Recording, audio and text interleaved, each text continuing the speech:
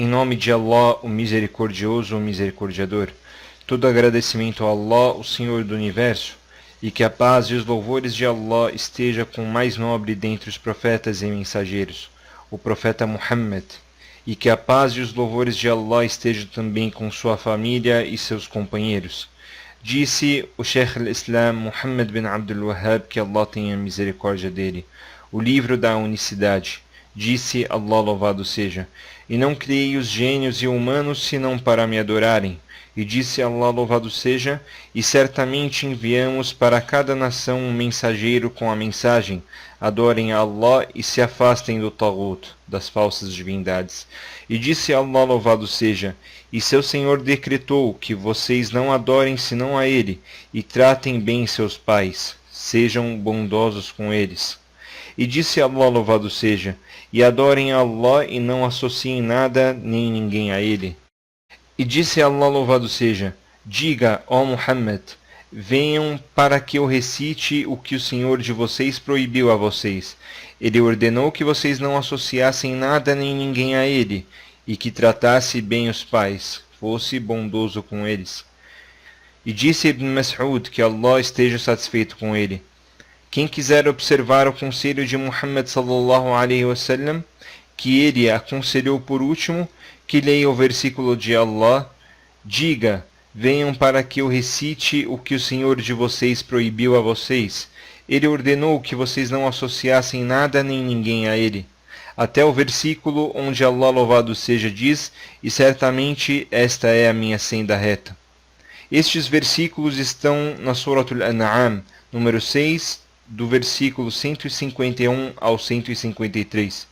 E narrado por Mu'adh ibn Jabal, que Allah esteja satisfeito com ele, disse ele, eu estava andando atrás do profeta Muhammad sallallahu alaihi wasallam em um burro, e ele me disse, ó Mu'adh, você sabe qual o direito de Allah sobre os servos e qual o direito dos servos sobre Allah? Eu respondi, Allah e seus mensageiros sabem mais.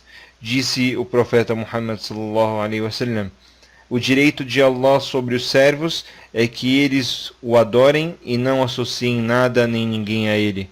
E o direito dos servos sobre Allah é de que ele não castigue quem não associa nada nem ninguém a ele.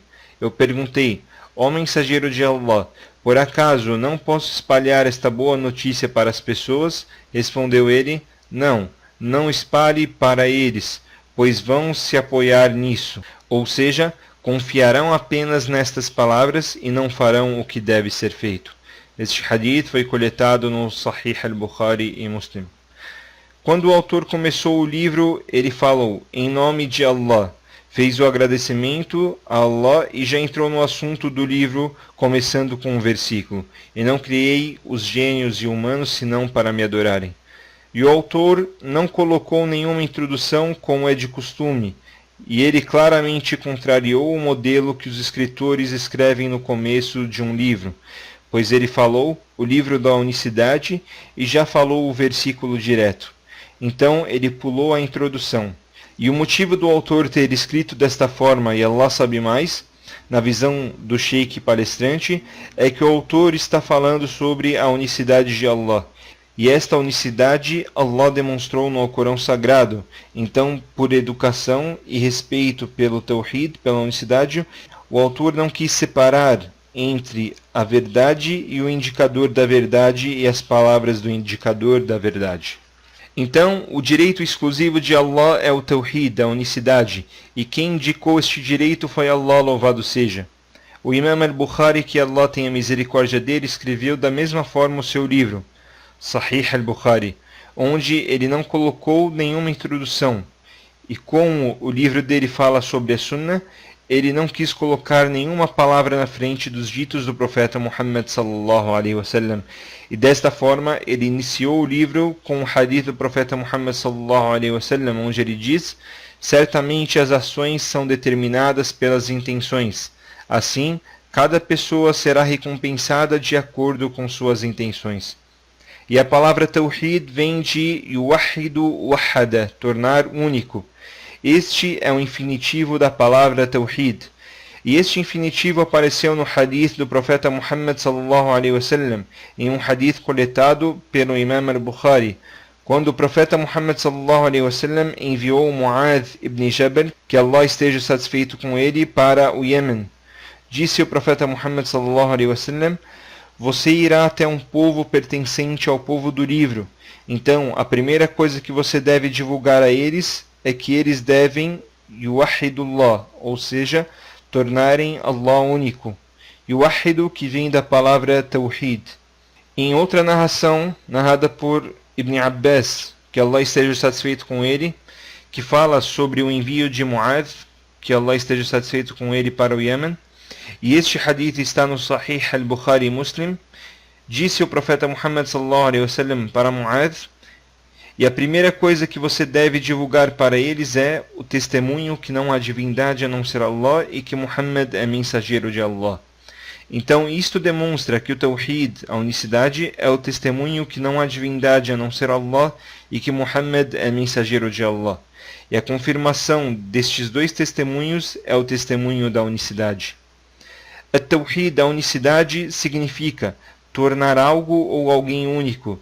E o Tawhid exigido abrange aquilo que foi revelado no Alcorão Sagrado. E o Tawhid tem três tipos: Tawhid al-Rububiyyah, unicidade no senhorio de Allah. Segundo, Tawhid al-Uluhiyyah, unicidade na adoração a Allah.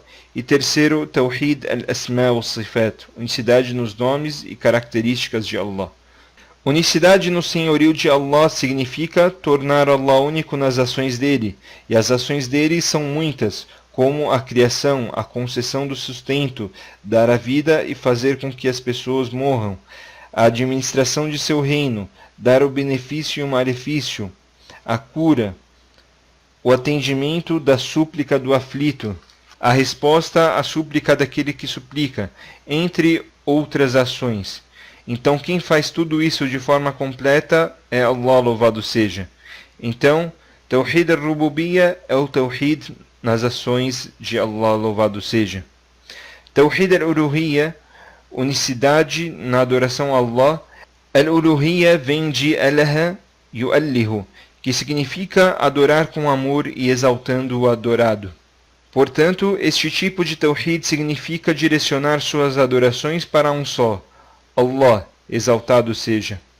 E o servo pratica a adoração, e o único que tem direito de ser adorado é Allah, louvado seja.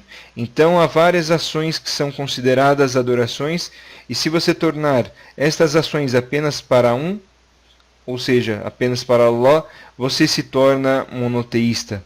Já se você direcionar parte das ações que são consideradas adorações para outro que não seja Allah, então você se tornou idólatra, pois está associando alguém a Allah na adoração, um direito único de Allah. O terceiro tipo de Tawhid é o Tawhid al-Asma wa-Sifat, unicidade nos nomes e características de Allah. Isso significa você crer que os nomes e características de Allah são únicos dele. Ninguém se assemelha a qualquer uma das características ou nomes de Allah. Por exemplo, alguém pode ser Aziz, poderoso, e um dos nomes de Allah é Al-Aziz, ou poderoso.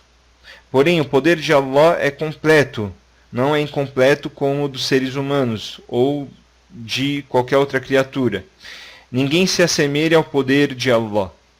Disse Allah, louvado seja, no Alcorão Sagrado: não há nada igual a ele, e ele é o que tudo ouve, o que tudo vê.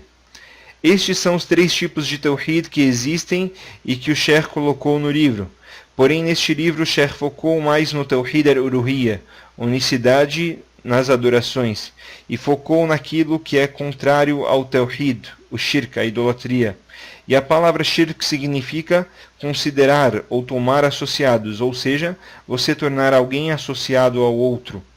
O shirk, conforme divisão dos sábios, é dividido em dois: shirk maior, idolatria maior, e shirk menor. E se detalharmos mais esta divisão, chegamos a três divisões: shirk maior, shirk menor e shirk khafi, ou shirk escondido. E o shirk é associar algo ou alguém a Allah em qualquer uma das divisões do Tawhid. No Tawhid al-Rububiyyah, unicidade no senhorio de Allah; Tawhid al-Uluhiyyah, unicidade na adoração a Allah; e Tawhid al-Asma wa-Sifat, unicidade nos nomes e características de Allah. Voltando às divisões do shirk. A primeira divisão delas, shirk maior e shirk menor. O shirk maior é o que faz a pessoa sair do Islã. E o shirk menor, a pessoa não é condenada à renegação da fé como no shirk maior. Ela continua na religião.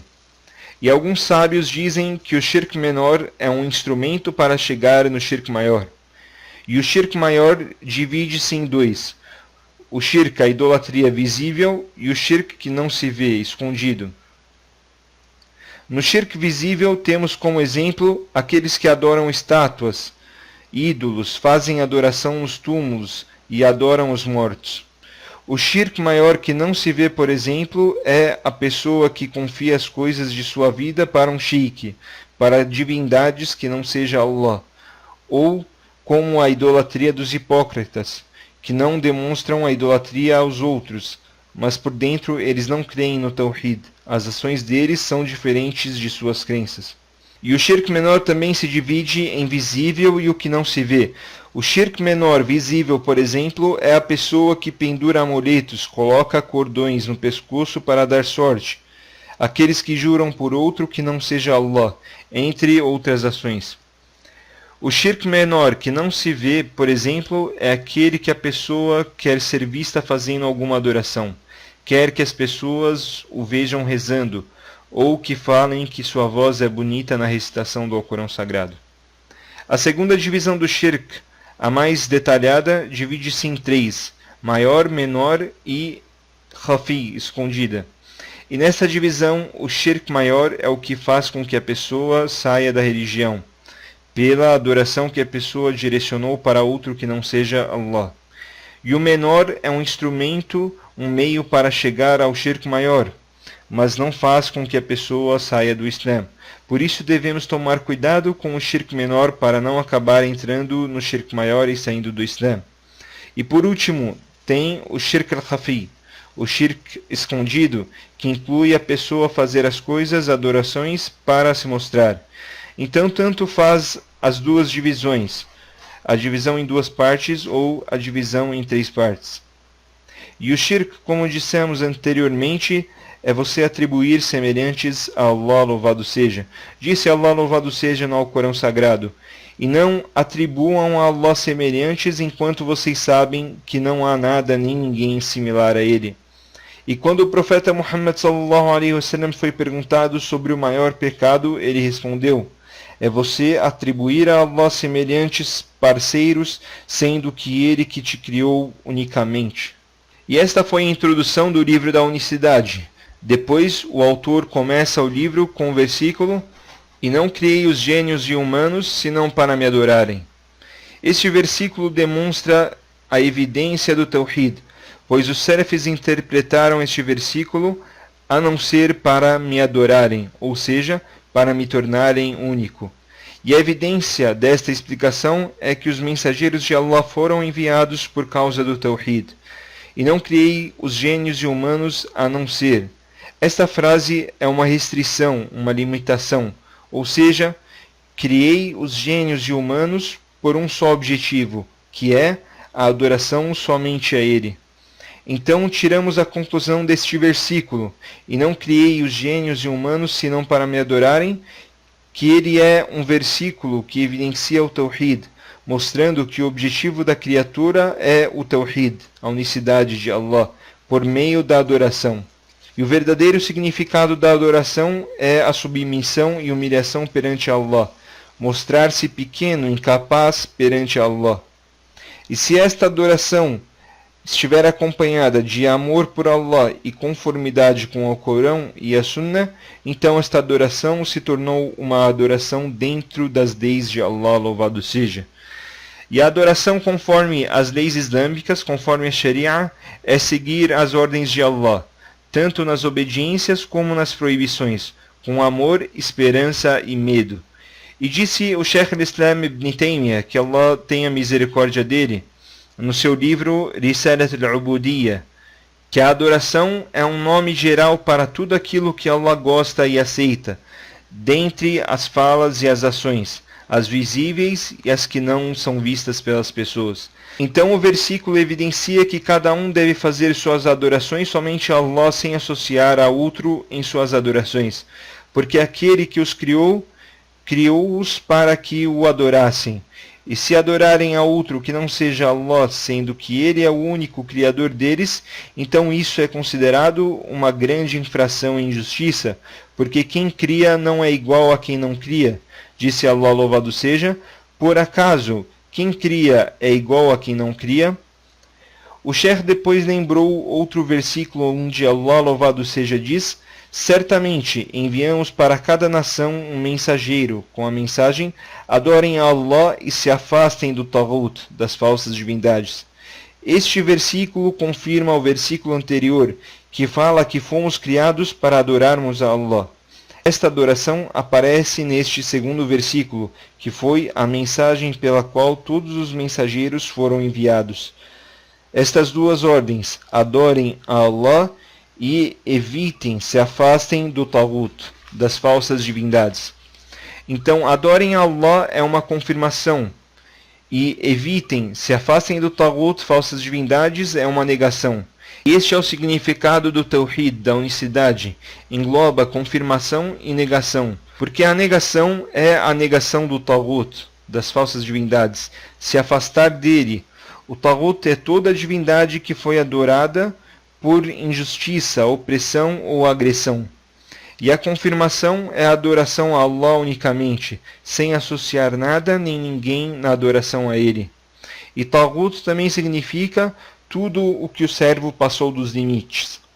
Depois o autor lembrou outro versículo onde Allah, louvado seja, diz: e seu Senhor decretou que vocês não adorem senão a Ele, e tratem bem seus pais, sejam bondosos com eles. E em árabe, qada, decretou, neste versículo quer dizer, conforme interpretaram os companheiros do profeta Muhammad sallallahu alaihi wasallam, ordenou e aconselhou que vocês não adorem senão a Ele. Este é o significado de La ilaha illallah, não há divindade a não ser Allah. Limitem a adoração somente a Ele, sem associar nada nem ninguém a Ele. E esse é o significado do Tawhid, pois o Tawhid significa tornar a adoração somente para Allah ou confirmar a frase La ilaha illallah. Depois Allah termina o versículo dizendo: e trate bem seus pais, seja bondoso com eles. Depois o autor cita mais um versículo, onde Allah, louvado seja, diz: e adorem a Allah e não associem nada nem ninguém a Ele. Este versículo também tem confirmação e negação, ordem e proibição. A ordem está quando Allah, louvado seja, diz: adorem a Allah. E a proibição está quando Allah diz: e não associem nada nem ninguém a Ele. E não associem nada nem ninguém a Ele significa não façam nenhum tipo de associação com Allah. Não façam associação com os mensageiros enviados nem com os anjos. Não cometam nenhum tipo de shirk, idolatria. Shirk maior, menor e shirk khafi, o escondido. Depois o autor citou o versículo onde Allah, louvado seja, diz: diga, ó Muhammad, venham para que eu recite o que o Senhor de vocês proibiu a vocês. Ele ordenou que vocês não associassem nada nem ninguém a Ele e que tratasse bem os pais, fosse bondoso com eles. Diga, venham, ou seja, venham, ó vocês que tornaram ilícito alguns animais de rebanho e difamaram a Allah, mentindo sobre o julgamento de Allah nesta questão, das coisas que são lícitas para os animais. Diga, venham, venham, ó vocês que tornaram ilícito alguns animais de rebanho e difamaram a Allah. Mentiram sobre o julgamento de Allah nesta questão, a questão dos animais que são lícitos para os seres humanos, para que eu recite o que o Senhor de vocês proibiu a vocês. Ele ordenou que vocês não associassem nada nem ninguém a Ele. Não associassem nada nem ninguém a Ele é a evidência do Tawhid. Depois o autor citou uma frase do Ibn Mas'ud, que Allah esteja satisfeito com ele, onde ele diz: quem quiser observar o conselho de Muhammad sallallahu alaihi wasallam, que ele aconselhou por último, que leia o versículo de Allah: venham para que eu recite o que o Senhor de vocês proibiu a vocês. Até o versículo onde Allah, louvado seja, diz: e certamente esta é a minha senda reta. Ou seja, Ibn Mas'ud quis dizer que se ele fizesse um conselho antes da morte dele e este conselho fosse aberto depois da morte dele, seriam estes versículos, do versículo 151 ao 153 da Surah Al-An'am, número 6. E estes versículos têm os 10 conselhos, e Ibn Mas'ud, que Allah esteja satisfeito com ele, lembrou destes versículos devido à grandeza deles. E estes conselhos começaram pela proibição do shirk, da idolatria. E o profeta Muhammad sallallahu alaihi wasallam começou a divulgação dele, ordenando a adoração de Allah unicamente e a proibição do shirk, da idolatria. E ele terminou a sua mensagem, a sua vida, ordenando o tawhid, unicidade, e proibindo o shirk, a idolatria. Então isto evidencia que este é o requerimento mais importante e o primeiro a ser aprendido. E narrado por Mu'adh ibn Jabal, que Allah esteja satisfeito com ele, disse ele: eu estava andando atrás do profeta Muhammad sallallahu alaihi wasallam em um burro, e ele me disse: ó Mu'adh, você sabe qual o direito de Allah sobre os servos e qual o direito dos servos sobre Allah? Eu respondi: Allah e seu mensageiro sabem mais. Disse o profeta Muhammad sallallahu alaihi wasallam: o direito de Allah sobre os seus servos é que eles o adorem e não associem nada nem ninguém a ele. E o direito dos servos sobre Allah é de que ele não castigue quem não associa nada nem ninguém a ele. O significado deste hadith é que o direito de Allah é de o adorarem sem associar nada nem ninguém a ele, e esta é uma obrigação. E é a primeira obrigação que os servos devem cumprir. Depois o profeta Muhammad sallallahu alaihi wasallam disse no hadith: e o direito do servo sobre Allah é de que ele não castigue quem não associa nada nem ninguém a ele. Este direito dos servos é um direito que Allah obrigou a si mesmo conforme consenso dos sábios. O direito dos servos sobre Allah é obrigatório? Sim, porém Allah que obrigou a si mesmo em conceder este direito para os seus servos. Porque Allah obriga a si mesmo o que ele quer e proíbe a si mesmo o que ele quer, como veio em um hadith al-Qudsi, onde Allah proíbe a si mesmo a injustiça. Disse Allah, louvado seja: certamente eu proibi a injustiça para mim mesmo e fiz com que a injustiça se tornasse ilícita entre vocês. Então não injustice uns aos outros. E da mesma forma que Allah proibiu a si mesmo de fazer certas coisas, ele obrigou a si mesmo de fazer outras coisas. E ninguém obriga Allah a nada, e ele que obriga a si mesmo. E ele obrigou a si mesmo neste hadith para conferir este benefício para os seus servos, para fazer este favor a eles. E Allah, glorificado seja, não quebra a sua promessa. وصلى الله على نبينا محمد وعلى آله وصحبه وسلم.